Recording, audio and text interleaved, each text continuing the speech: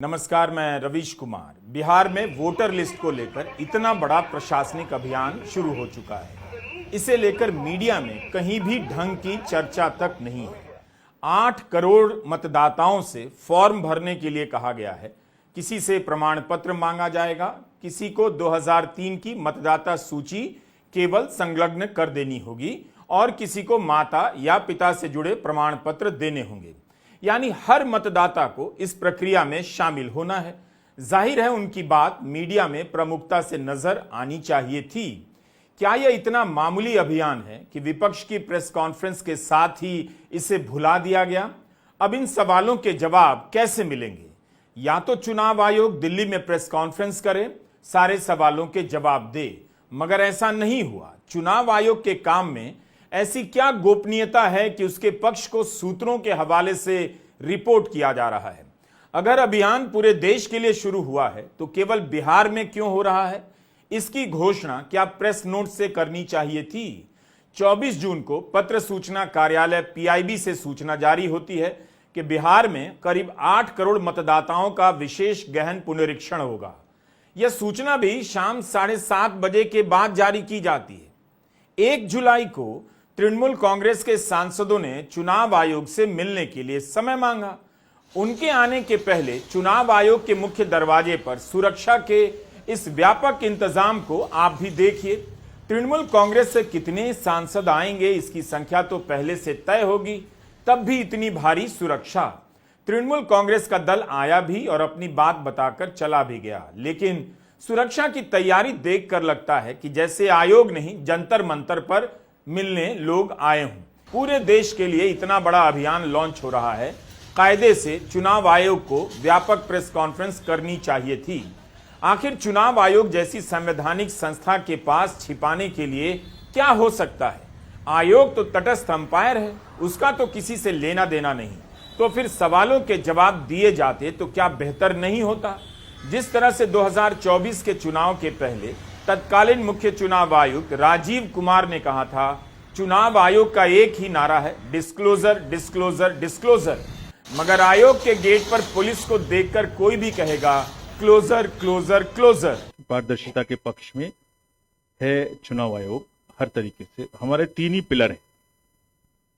Number 1, disclosure disclosure disclosure. Anything we do in the commission and anything our district magistrate down the line in the election process do is based on 2 pillars: disclosure disclosure disclose everything to the public, to the voter have right to know everything what we are doing, how we are doing, and therefore we end all our press conference, all our visits with the press conference, so that you can ask those questions, even including questions like credibility of the commission.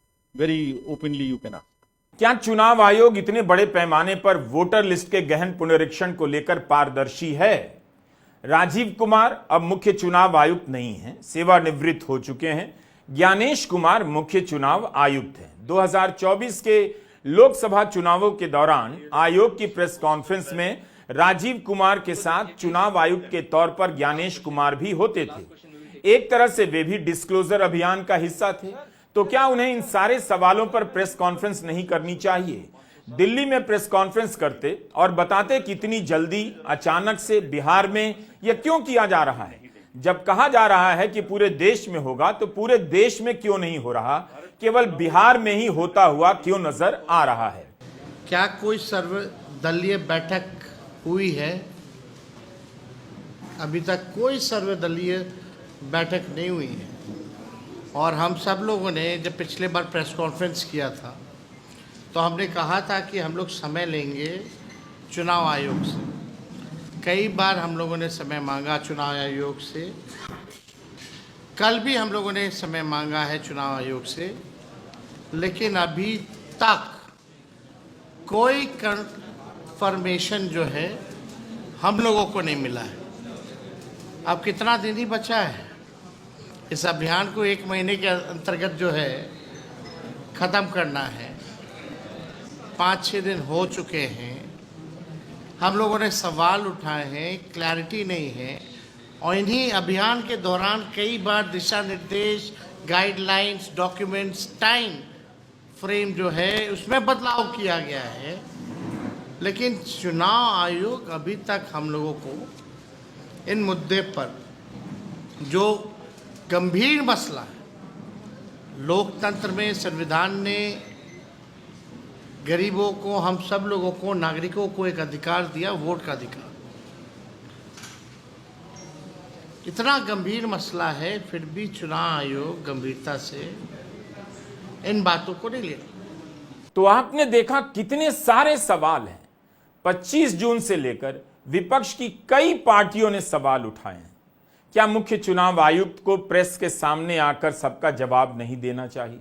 BLO को गणना प्रपत्र बांटा जा रहा है। हमारा कहना है कि यह थैला बिहार कब पहुंच गया?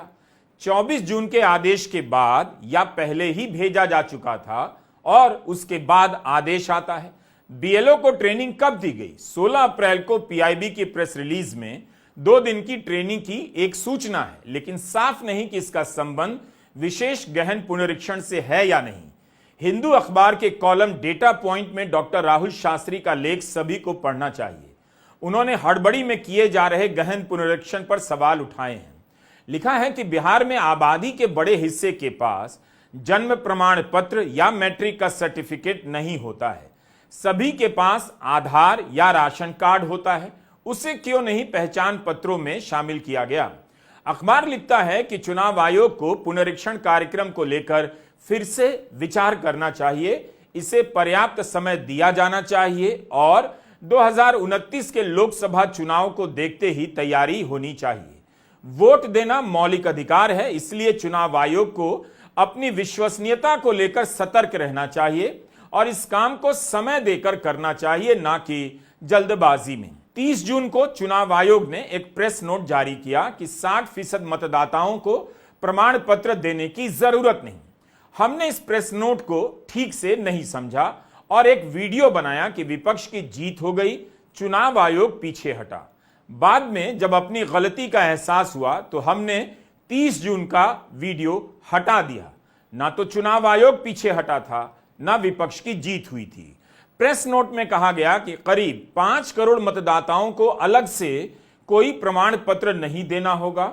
उनका नाम 2003 की सूची में है, बस इसी जानकारी को वेरीफाई करवाना होगा और प्रपत्र को जमा करना होगा। जिसका भी नाम 2003 की मतदाता सूची में नहीं है मगर 1987 से पहले का जन्म है, उनके लिए उनके अपने जन्म का प्रमाण काफी है। जिनका जन्म 1987 के बाद हुआ, उन्हें अपने कागज तो देने ही होंगे, साथ ही माता या पिता का प्रमाण देना होगा। अगर माता पिता का नाम 2003 की सूची में है तो उसी से वेरीफाई किया जा सकता है, लेकिन जिसके माता पिता का नाम सूची में है ही नहीं, उसके लिए कहानी पूरी तरह से बदल जाएगी। उसे अपने जन्म के साल के हिसाब से माता या पिता या दोनों के जन्म की तारीख या जगह का प्रमाण देना होगा। लेकिन इस वर्गीकरण से भी समस्या का समाधान नहीं हो जाता है। हर मतदाता को फॉर्म तो भरना पड़ रहा है, फोटो लगाना पड़ रहा है, दस्तावेज देने पड़ रहे हैं। 2003 के वोटर लिस्ट में अपना नाम होने या मां बाप के नाम होने का प्रमाण भी अपने आप में एक दस्तावेज तो है ही।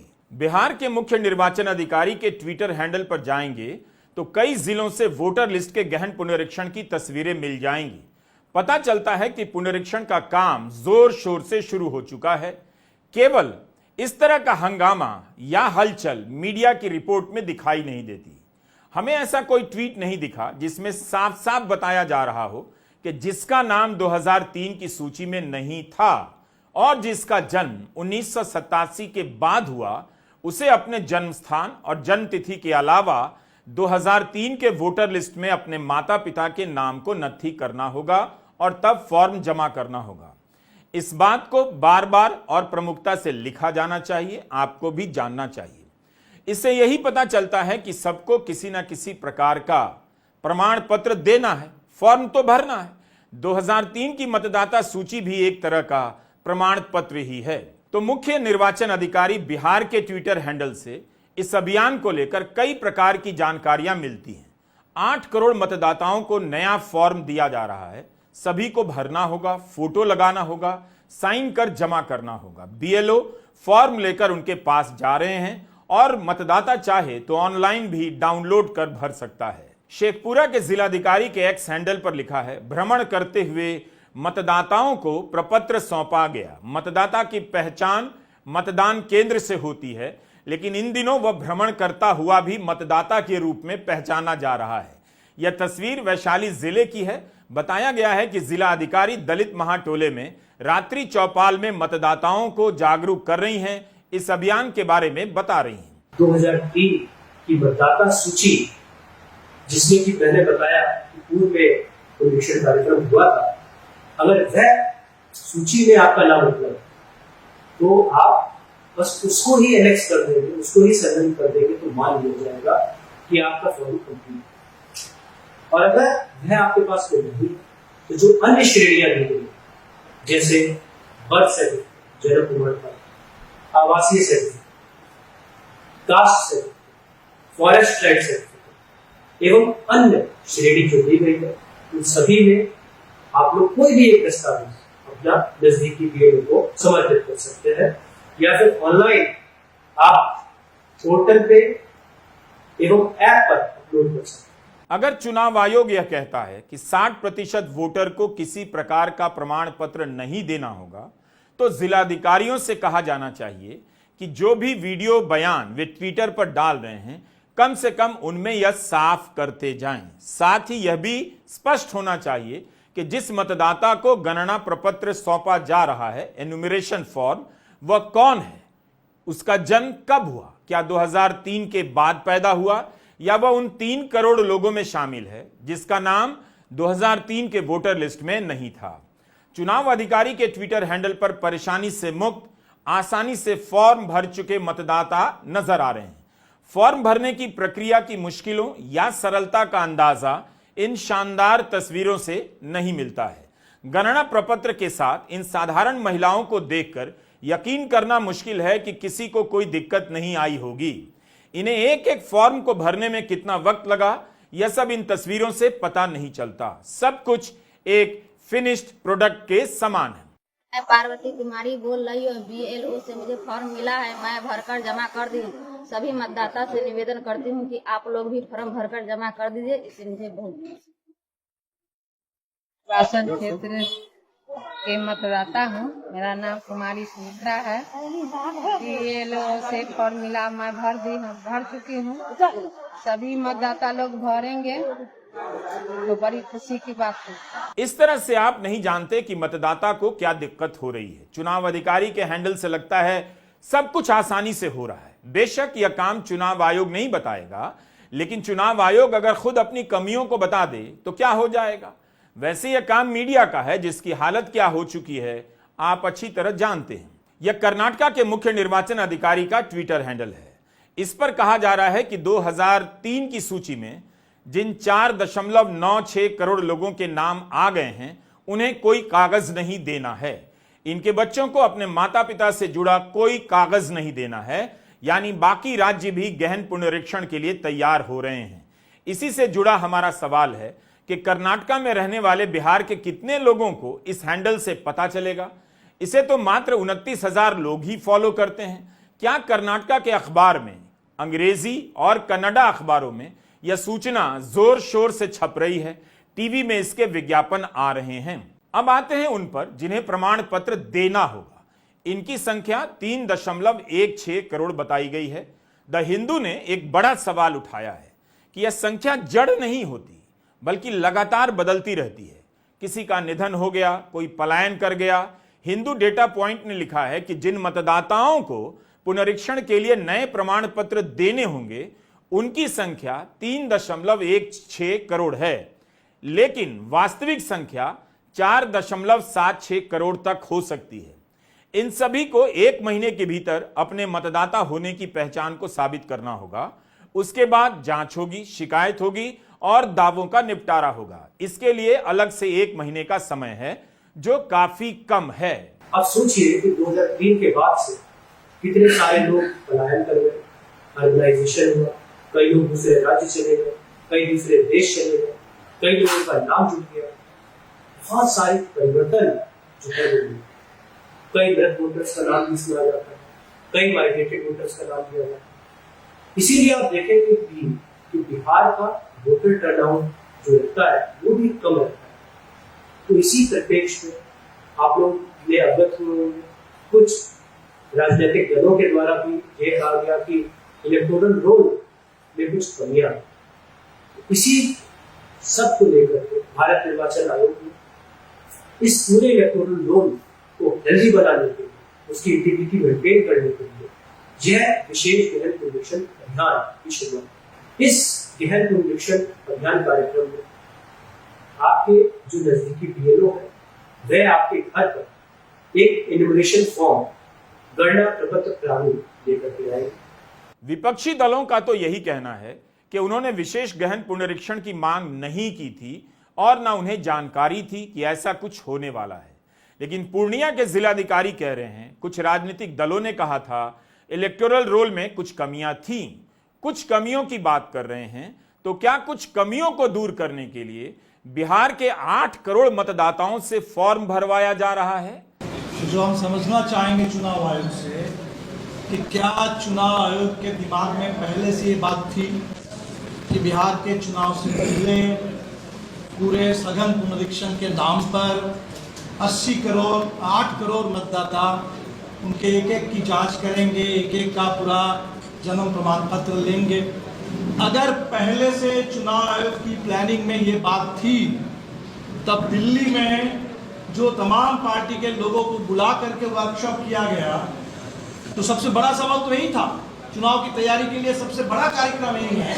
तो इसके बारे में एक बार कुछ कहा भी नहीं गया, पटना में मीटिंग बुलाई गई, कोई बात नहीं हुई। और अगर ये पहले से प्लानिंग था और उसको छुपा के रखा गया था तो ये बेहद आपत्तिजनक है। और अगर ये कोई आफ्टर थॉट है, अचानक चुनाव आयोग के दिमाग में ये बात आई कि बिहार के चुनाव से पहले ये कर लिया जाए, इसका कारण क्या है? यह अभियान क्यों किया जा रहा है, इसे समझना जरूरी है, इस सवाल को पूछना जरूरी है। विपक्ष ने संदेह जताया कि गरीब मतदाताओं के नाम काटे जा सकते हैं। इसका जवाब भी तुरंत आ गया, किसी का नाम नहीं काटा जाएगा। लेकिन इतना बड़ा अभियान चुनाव से 3 महीना पहले क्यों हो रहा है? बिहार में यह समय बाढ़ का है। मान लीजिए यह अभियान समय पर पूरा नहीं हुआ, 30 सितंबर तक पूरा नहीं हुआ, तो इसका नवंबर के चुनाव पर क्या असर पड़ेगा? क्या चुनाव की तारीख आगे भी बढ़ सकती है? जिलाधिकारी आम मतदाताओं को समझाने के लिए बहुत प्रयास कर रहे हैं। उनके इस प्रयास से काफी कुछ समझ में आ जाता है इस अभियान की दिक्कतें क्या हैं। 26 जुलाई तक की ये प्रक्रिया जारी रहेगी, लेकिन कुछ समय हम लोगों को चाहिए होगा। इसीलिए अनुरोध यही होगा कि जैसे ही ये फॉर्म मिलता है इसको भर के जल्द से जल्द बीएलओ को दे देना है, ठीक है। जो लोग भी 18 वर्ष से अधिक हैं, सामान्यतः यहाँ रहते हैं, भारत के नागरिक हैं, उनका यह अधिकार है भारत के संविधान के अनुसार कि वो वोट दे सकें। तो इस प्रक्रिया को हम लोग सक्सेसफुली कर पाए, सफलतापूर्वक कर पाए, इसमें आप सभी के सहयोग की अपेक्षा होगी। परिवार वाला कैंडिडेट भी हो या आस पड़ोस वाला भी हो तो उसको दे देना है, अगर वो संपर्क में रहे, और भरवा के उससे 2-3 दिन में ले लेना है। ये नहीं सोचना है कि हम उसको बुलाएं या करें। और मान लीजिए कि वो यहाँ नहीं है, आपको लगता है अगल बगल भी कोई नहीं है, तो उसमें उसको फोन से बात करके उसको भेज के मंगवा लो, फोन पे व्हाट्सएप पर उसको अपलोड कर देंगे, ठीक है। 2 जिलाधिकारियों के बयान से यही लगता है कि उन पर भी समय का कितना दबाव होगा। सभी वोटर तक जानकारी पहुंचाने के लिए उन्हें भी मेहनत करनी पड़ रही है। एक तरफ प्रचार हो रहा है चुनाव आयोग आपके दरवाजे पर, और दूसरी तरफ कहा जा रहा है व्हाट्सएप से फॉर्म मंगवाइए और फोन कर सूचना दीजिए कि ऐसा चल रहा है। फोन से भी मैसेज गया है, एसएमएस गया होगा, फिर भी एक मतदाता तक पहुंचने के लिए कई तरीके अपनाने पड़ते हैं और इसमें समय लगता है। बहुत सारे जिलाधिकारियों ने अपने अपने वीडियो डाले हैं जिनमें वे इस अभियान को लेकर बैठकें कर रहे हैं दफ्तरों के भीतर, और मतदाताओं के साथ भी उन्हें समझा रहे हैं। लेकिन वो वीडियो 1 मिनट, 2 मिनट, 3 मिनट का है। पूरे दिन में या पूरे सप्ताह में एक जिले में जिलाधिकारी कितने ऐसे वोटर के पास पहुंच जाएंगे और उन्हें सारी बातें समझा देंगे? यह सब हो सकता है कि जनसंपर्क के लिहाज से अच्छी सामग्री हो कि डीएम प्रचार कर रहे हैं, लेकिन निश्चित रूप से पर्याप्त नहीं है। ध्यान रहे कि इस तरह के वीडियो में जिलाधिकारी केवल क्या करना है, कैसे करना है बता रहे हैं। यह क्यों किया जा रहा है, अभी क्यों हो रहा है, यह बताने का काम दिल्ली में बैठे मुख्य चुनाव आयुक्त का है। हर जिले के निर्वाचन अधिकारी बोल रहे हैं, लेकिन मुख्य चुनाव आयुक्त की इस विषय पर कोई प्रेस कॉन्फ्रेंस नहीं हुई। क्या 1 महीने के भीतर बिहार के 8 करोड़ मतदाता फॉर्म भरने का काम पूरा कर लेंगे? सभी के पास समय पर सूचनाएं पहुंच जाएंगी। 25 जून से पुनरीक्षण का काम शुरू हो चुका है और 1 जुलाई को प्रचार गाड़ी रवाना की जा रही है। तो आप अंदाजा लगा सकते हैं कि क्या हो रहा है और क्यों हो रहा है।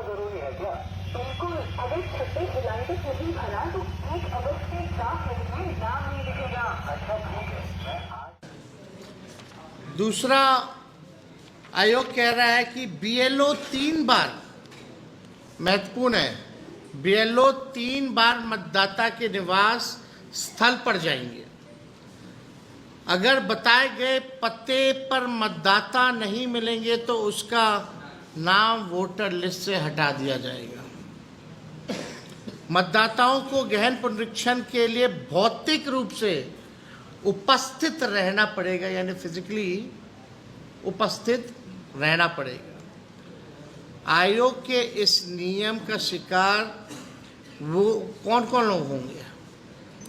जो लंबी या छोटी अवधि के लिए घर से दूर रोजी रोटी कमाने जाते हैं, मजदूरी करने जाते हैं, अलग अलग शहरों में नौकरियां करते हैं, कहीं गार्ड की नौकरियां कर रहे हैं, कहीं किसी के घर पे काम कर रहे हैं, कहीं पंजाब में किसी का खेत देखने का काम कर रहे हैं। तो ये लोग जो है शिकार बनने जा रहे हैं। ऐसे लोग चुनाव के समय आते हैं और अपना वोट भी डाल के जाते हैं। जो भी पलायन करता है, लेकिन वोट के समय वो लोग वापस आते हैं और वोट डाल करके जाते हैं। अब जो लोग छुट्टी पलायन में जो लोग किया हुआ है, लगभग 3 करोड़ से भी अधिक लोग जो हैं बिहार से पलायन करते हैं। यानी सीधा उनका अगर फिजिकल रूप से नहीं रहेंगे तो उनका वोटर लिस्ट से नाम जो है काट दिया जाएगा। अब आते हैं प्रमाण पत्रों पर। मुजफ्फरपुर जिले के जिलाधिकारी सुब्रत कुमार सेन मतदाता को समझा रहे हैं कि आधार, मतदाता पहचान पत्र, ड्राइविंग लाइसेंस से काम नहीं चलेगा। चुनाव आयोग कह रहा है मतदाता पहचान पत्र से काम नहीं चलेगा। आप सुन लीजिए। तो भरना ही है, लेकिन कागज उस 11 तरह वाले में कोई एक ले लेना है, ठीक है ना। जैसे महादेवी टोला में है विकास पंजी बना, उसमें हाँ, तो आधार तो लेना ही लेना है, लेकिन आधार के अलावा कोई और डॉक्यूमेंट 11 जो कागज है, जन्म प्रमाण पत्र, पासपोर्ट, सरकारी अगर ऑफिस में वो कर्मी है तो उसका कोई आईडी कार्ड, या जैसे आप जमीन का रसीद का कागज लिए, सर्टिफिकेट, मैट्रिक इंटर बहुत पास है उसका सर्टिफिकेट ले लीजिए, जाति प्रमाण पत्र ले लीजिए, आवासीय पर इतना सारा डॉक्यूमेंट, ठीक है। लेकिन सिर्फ आधार नहीं लेना है। आधार तो नंबर भरना ही है, लेकिन Aadhaar, voter ID card, driving licence, ये सब से नहीं चलेगा। इसके अलावा जो 11 डॉक्यूमेंट है वो बनेगा। Driving licence, ration card, voter I card और आधार कार्ड, इन सभी को अलग क्यों किया जा रहा है? कहीं ऐसा तो नहीं कि बिहार से किसी भी तरह से NRC की शुरुआत हो रही है? विपक्ष के नेताओं ने भी बैकडोर से NRC की आशंका जताई है। बिहार में पूर्णिया के जिला निर्वाचन पदाधिकारी प्रमाण पत्र के बारे में बताते हुए साफ साफ कह रहे हैं कि ये सभी प्रमाण पत्र नागरिकता के प्रमाण पत्र हैं। नागरिकता के प्रमाण पत्र क्यों मांगे जा रहे हैं? इस प्रक्रिया को और सरल बनाने के लिए लोग आपके घर पर एक स्टिकर भी चिपकाएं। उस स्टिकर में सारी बातें भी लिखी रहेगी कि आप किस तरीके से ऑफलाइन पद्धति से, ऑनलाइन पद्धति से इस फॉर्म को भर सकते हैं। उसमें यह भी लिखा है कि जो एनुमरेशन फॉर्म के साथ 11 आवश्यक दस्तावेज हैं, जो आपकी नागरिकता का प्रमाण, उसको वह संलग्न कर सकते हैं। जिलाधिकारी अंशुल कुमार कह रहे हैं 11 आवश्यक दस्तावेज हैं जो आपकी नागरिकता के प्रमाण हैं, उनमें से किसी एक को देना होगा। अब आते हैं एक और सवाल पर, क्या इस अभियान का संबंध किसी भी प्रकार से नागरिकता कानून से है, नागरिकता रजिस्टर से है? विपक्ष ने बैकडोर से NRC का आरोप लगाया है। हमारे सवाल का आधार कुछ अलग है। हम भी जानना चाहते हैं कि चुनाव आयोग के विशेष गहन पुनरीक्षण की शर्तों में 1987 की बात कहां से आ रही है, क्यों आ रही है? क्योंकि दिल्ली में चुनाव आयोग ने कोई प्रेस कॉन्फ्रेंस नहीं की, इसलिए सवाल का जवाब नहीं मिल रहा। और हम इस वजह से पूछने से नहीं हिचकेंगे कि सवाल सही है या नहीं। क्या यह संयोग है कि 1987 का संबंध नागरिकता कानून से हो सकता है? इंडियन एक्सप्रेस को चुनाव आयोग के सूत्रों ने कहा है सभी श्रेणियां नागरिकता अधिनियम 1955 के नियमों के अनुसार तय की गई हैं। यानी पूर्णिया के जिलाधिकारी अपने हिसाब से ठीक कह रहे हैं। नागरिकता अधिनियम 1955 के अनुसार जिसका भी जन्म 1 जुलाई 1987 से पहले हुआ है वह भारत का नागरिक माना जाता है। इसमें जन्म द्वारा नागरिकता की श्रेणी में लिखा है कि ऐसा प्रत्येक व्यक्ति जन्म द्वारा भारत का नागरिक होगा जिसका जन्म भारत में 26 जनवरी 1950 को या उसके पश्चात किंतु 1 जुलाई 1987 के पूर्व हुआ है। जिनका जन्म 1987 के बाद हुआ है उन्हें लेकर कई तरह के नियम और श्रेणियां हैं। 1987 से 2004 के बीच जन्मे लोगों और उसके बाद में जन्मे लोगों के माता या पिता दोनों में से एक की नागरिकता से जुड़े सबूत मांगे जाते हैं। बिहार के पुनरीक्षण के नियमों को अब ध्यान से देखिए, लगेगा कि तकनीकी मामला है, फिर भी जानना सबके लिए जरूरी है। 1987 से 2004 के बीच जन्मे लोगों को अपने अलावा अपने माता या पिता की जन्म तिथि या जन्म स्थान से जुड़े प्रमाण पत्र देने होंगे या दोनों में से एक के दोनों प्रमाण पत्र देने होंगे। अंग्रेजी में एंड ऑब्लिक और लिखा गया है। इसका मतलब है कि किसी से जन्म स्थान और जन्म तिथि दोनों का प्रमाण भी मांगा जा सकता है। यह किस आधार पर तय होगा कि किससे दोनों प्रमाण पत्र मांगे जाएंगे और किससे केवल एक। इसी तरह अगर आप 1987 से पहले जन्मे हैं तो आपसे आपके जन्म स्थान और जन्म तिथि दोनों में से एक का या दोनों का प्रमाण मांगा जा सकता है। अगर आप 1987 से 2004 के बीच जन्मे हैं तो माता या पिता दोनों में से एक के जन्म स्थान या जन्म तिथि या दोनों बातों का प्रमाण देना पड़ सकता है। अगर आप 2004 के बाद जन्मे हैं तो माता और पिता दोनों का प्रमाण देना होगा। या से अब हम और पर आ गए हैं। नागरिकता कानून की भाषा से इसकी तुलना कीजिए। नागरिकता अधिनियम 1955 में माता और पिता दोनों के दस्तावेज नहीं मांगे गए, दोनों में से एक की नागरिकता की जानकारी मांगी गई। यही लिखा है कि जिसके माता पिता में से एक भारत का नागरिक है और दूसरा बच्चे के जन्म के समय पर अवैध प्रवासी नहीं है, वह भारत का नागरिक है। अगर बिहार का पुनरीक्षण 1955 के नागरिकता अधिनियम के अनुसार है तो फिर 2004 के बाद के जन्मे लोगों के लिए यह शर्त क्यों रखी गई है कि उन्हें माता और पिता दोनों का प्रमाण देना होगा? बिहार का पुनरीक्षण यह गुंजाइश पैदा करता है और कंफ्यूजन खड़ा करता है कि क्या किसी से मां या बाप के जन्म स्थान और जन्म तिथि दोनों के कागज मांगे जा सकते हैं। बिहार में जो हो रहा है उस पर नजर रखने की जरूरत है, समझने की भी, ताकि पता चले 1 महीने में 8 करोड़ मतदाता कैसे अपना फॉर्म भर देंगे।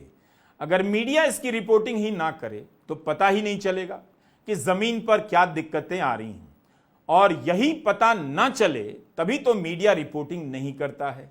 हमने कई बार कहा कि जब मीडिया खत्म हो जाता है तब उसके बाद जनता के खत्म किए जाने की बारी आती है।